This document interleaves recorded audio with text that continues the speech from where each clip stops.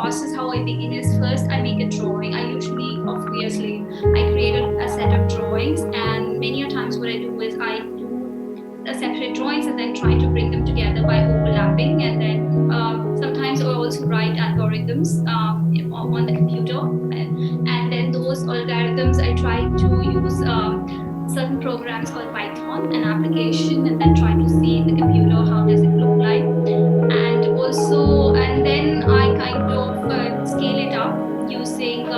So I use a lot of beam compasses. I have these compasses which I get made. It's called a beam compass, and that beam compass allows me to kind of merge. So basically, I first create parallel grids, vertical and horizontal grids for my compass, for my composition, and then using the compass, I create the spirals because the spirals enjoy themselves. I was always attracted to a certain kind of a temperament about how we organize, how we identify things, how do we look at certain patterns that are visible, like humongously everywhere, like the ubiquitous, they're everywhere, so to say.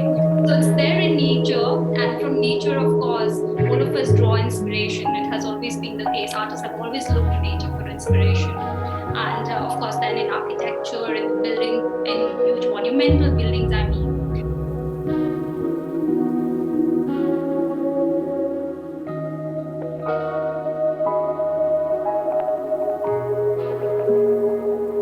that I only use one color, which is black.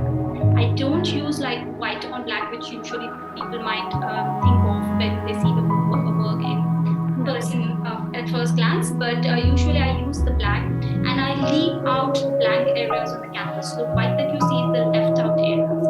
Now that itself is a very tricky practice, because once you cover the white, I don't go back. So you need a lot of precision. You need a lot of concentration when you're doing it, because once you made an error, when you filled an area, you can't go back.